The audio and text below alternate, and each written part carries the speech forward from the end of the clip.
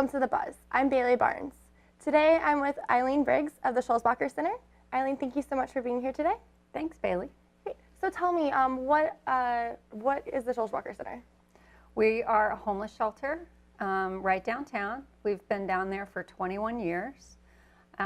We are a full-service homeless shelter, so we have men, women, and families with children.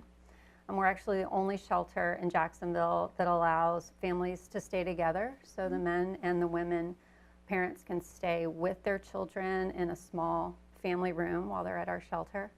We also have a variety of other programs. We have case management, we have supportive housing programs that we can put people into. And then our other main service that we provide is a clinic. We have a large clinic downtown where we do medical, behavioral health, and dental care. And then we also have a satellite clinic out at the beach. How did you get involved with the Sulzbacher Center? Well, I've been involved for a very long time. When I did my internship for my master's program, I ended up at the Sulzbacher Center because I was interested in homelessness and social justice and economic inequality. And so I ended up there and worked there for a very long time, and I just recently started back there. So how many people does the Sulzbacher Center help out throughout the years? Last year we served over 1,500 people. Wow. We served over 500,000 meals because we serve 3 meals a day to the people that live with us, and we also serve meals to the community, anybody in the community who's hungry. So almost 600,000 meals last year, which was pretty awesome. A lot. That's a lot of meals. Mm-hmm. And over 30,000 visits in our clinics as well.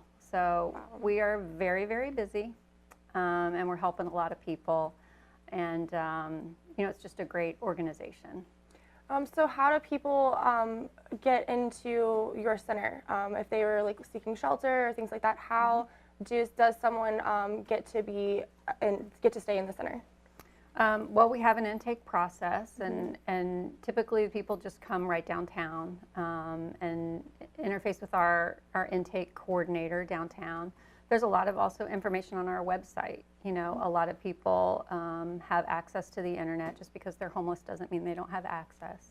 So they can look on our website, which is sulzbachercenter.org, and find out how to get into the shelter or any of the other programs that we have, the medical programs, the housing programs. We also do street outreach.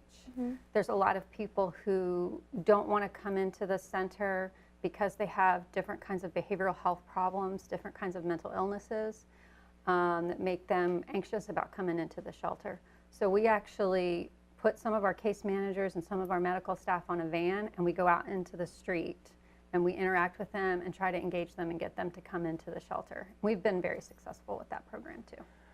So is there like an amount of time that people can stay there? Because you guys help to sustain their lives to make them be able to live outside of you guys. Right. So do you guys, or is there a certain amount of time that they're allowed to stay?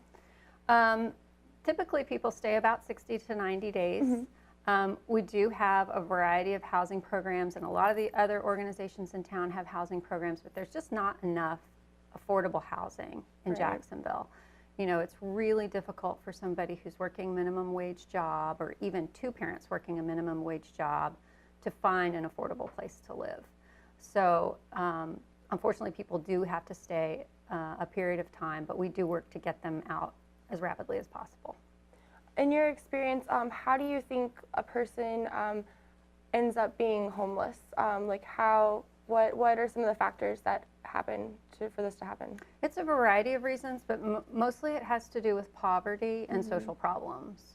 So because you know, housing is not very affordable and the economy is a little bit depressed right now, it makes it difficult for people who don't have education and skills to support themselves.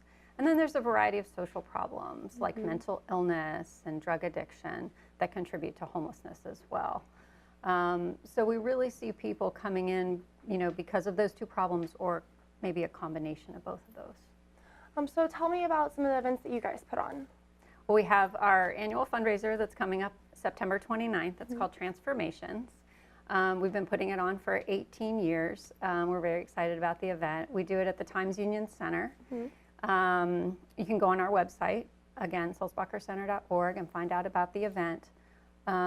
It's a really fun event where we tell stories about families and individuals that we have helped that were either homeless or on the street, living in their car, have really, grabbed hold of the lifeline that we have, transformed their lives, and are very successful.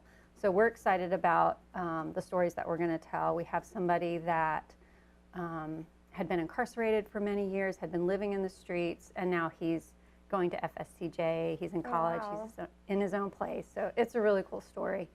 And the food's really great, and it's a fun event. So if someone wanted to volunteer, what's the type of, what would they experience helping with you guys? Yeah, we have a lot of volunteer opportunities. Our main one is our meal groups. So we actually love to have groups come in, businesses, church groups, sororities, fraternities, groups of friends can do it. You come in and you serve the meal, you prepare the meal, actually serve it to the client. So that's a very rewarding volunteer opportunity. But we have a ton of other things. We're going to need volunteers at our event on September 29th, administrative volunteers. We do a lot of drives, kind of at the holidays we're going to be doing drives for gifts for the clients, not just the kids, but the adults as well.